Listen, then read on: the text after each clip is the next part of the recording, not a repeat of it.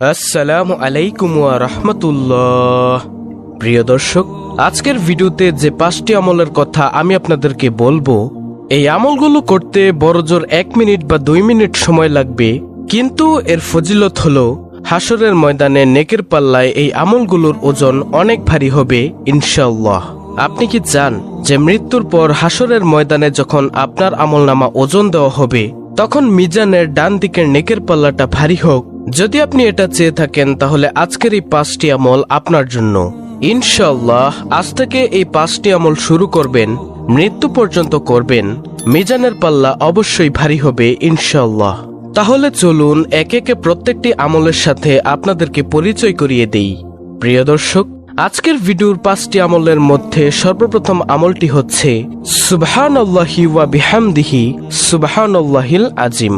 আবু হুরায়রা রাদিয়াল্লাহু তাআলা আনহু থেকে বর্ণিত হাদিসে রাসূল সাল্লাল্লাহু আলাইহি ওয়াসাল্লাম বলেন, 2টি বাক্য এমন রয়েছে যা বলা সহজ, আমলের পাল্লায় অনেক ভারী আর আল্লাহর কাছেও অধিক পছন্দনীয়। সেটি হলো সুবহানাল্লাহি ওয়া বিহামদিহি সুবহানাল্লাহিল আজিম। বুখারী শরীফের হাদিস।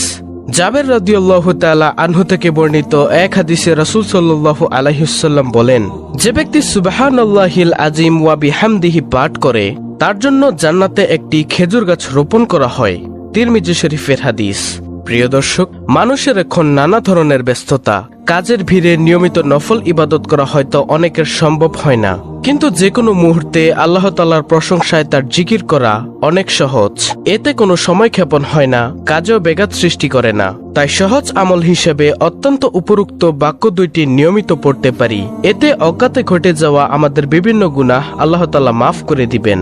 আপনি রাস্তা দিয়ে হাঁটছেন, বসে আছেন, শুয়ে আছেন, কোনো কাজ নেই, যে কোনো অবস্থাতেই থাকুন না কেন প্রিয় দর্শক, সুবহানাল্লাহি ওয়া বিহামদিহি সুবহানাল্লাহিল আজিম এই জিকিরটি অব্যাহত রাখুন। তো প্রিয় দর্শক, 5টি আমলের মধ্যে এই হলো প্রথম নম্বর আমল, সুবহানাল্লাহি ওয়া বিহামদিহি সুবহানাল্লাহিল আজিম। প্রিয় দর্শক, আজকের ভিডিওর 5টি আমলের মধ্যে দ্বিতীয় নম্বর আমলটি হচ্ছে সুবহানাল্লাহ কমপক্ষে 33 বার পাঠ করা। সুবহানাল্লাহ শব্দের অর্থ হলো আল্লাহ তাআলা অতি পবিত্র, যা কোরআনের আয়াত দ্বারা সাব্যস্ত।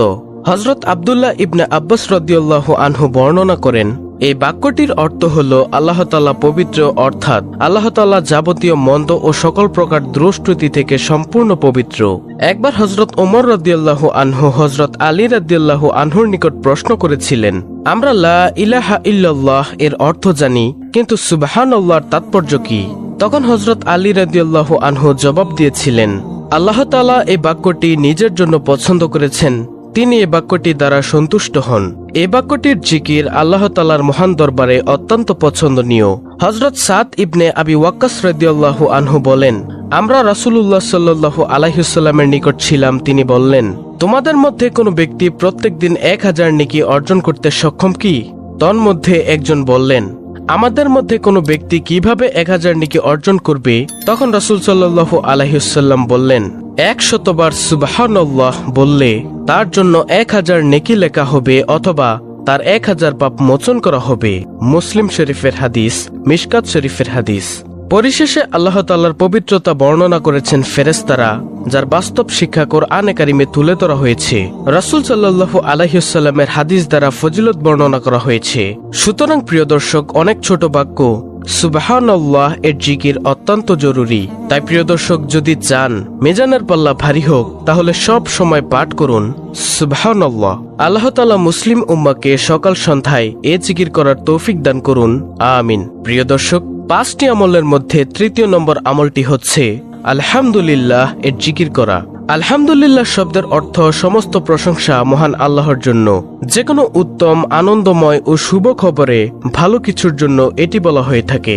পছন্দনীয় কিছু দেখলে বা শুনলে আলহামদুলিল্লাহ বলতে হয়। হাদিসে আছে, আল্লাহর মহাত্ম্য বর্ণনা ও প্রশংসার জন্য আলহামদুলিল্লাহর চেয়ে উত্তম বাক্য আর নেই। তিরমিজি শরীফের হাদিস। হাদিসে আলহামদুলিল্লাহকে সবচেয়ে উত্তম দোয়া বলা হয়েছে। প্রিয় নবী সাল্লাল্লাহু আলাইহি ওয়াসাল্লাম বলেছেন, সর্বোত্তম ফজিলতপূর্ণ বাক্য হলো লা ইলাহা ইল্লাল্লাহ এবং সর্বোত্তম দোয়া হলো আলহামদুলিল্লাহ। তিরমিজি। মহানবী সাল্লাল্লাহু আলাইহি ওয়াসাল্লাম আরো বলেছেন, আলহামদুলিল্লাহ আমলের পাল্লা পূর্ণ করে দেয়, আর সুবহানাল্লাহ ও আলহামদুলিল্লাহ শব্দ দুটি আসমান ও জমিনের খালি জায়গা পূর্ণ করে দেয়। মুসলিম শরীফ। যে কোনো অবস্থাতেই থাকুন না কেন প্রিয় দর্শক, আলহামদুলিল্লাহ এই জিকিরটি অব্যাহত রাখুন। তারপরে ৪র্থ নম্বর আমলটি হলো লা হাওলা ওয়ালা কুওয়াতা ইল্লা বিল্লাহ। লা হাওলা ওয়ালা কুওয়াতা ইল্লা বিল্লাহ হলো জান্নাতের গুপ্তধন সমূহের মধ্যে একটি গুপ্তধন।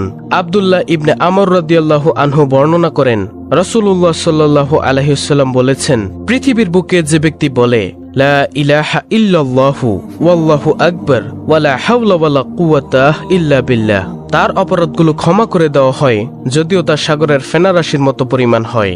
সুবহানাল্লাহ। তিরমিজি শরীফের হাদিস, হাদিস নম্বর 3460।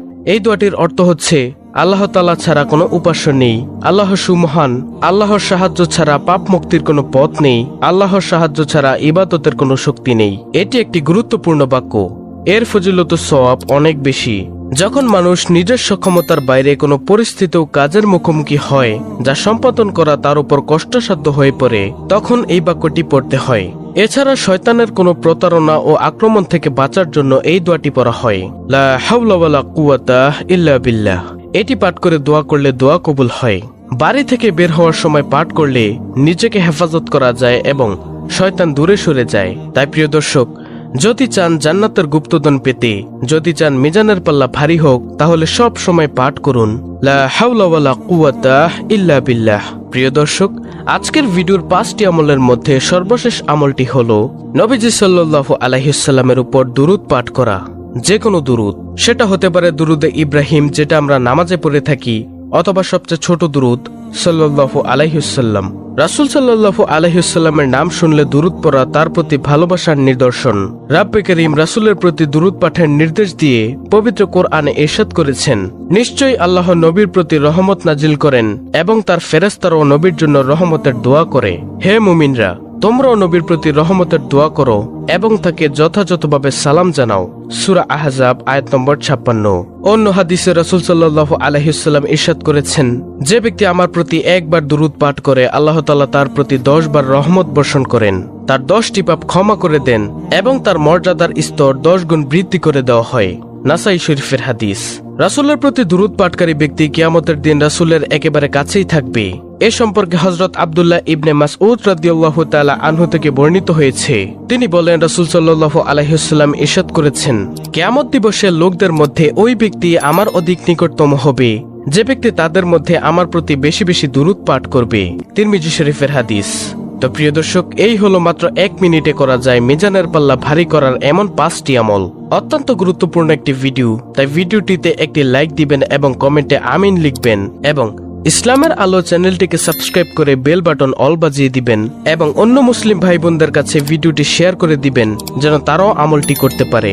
আল্লাহ রাব্বুল আলামিন আমাদের সকলকে মিজানের পাল্লা ভারী করার এই 5টি আমল করার তৌফিক দান করুন। আমিন।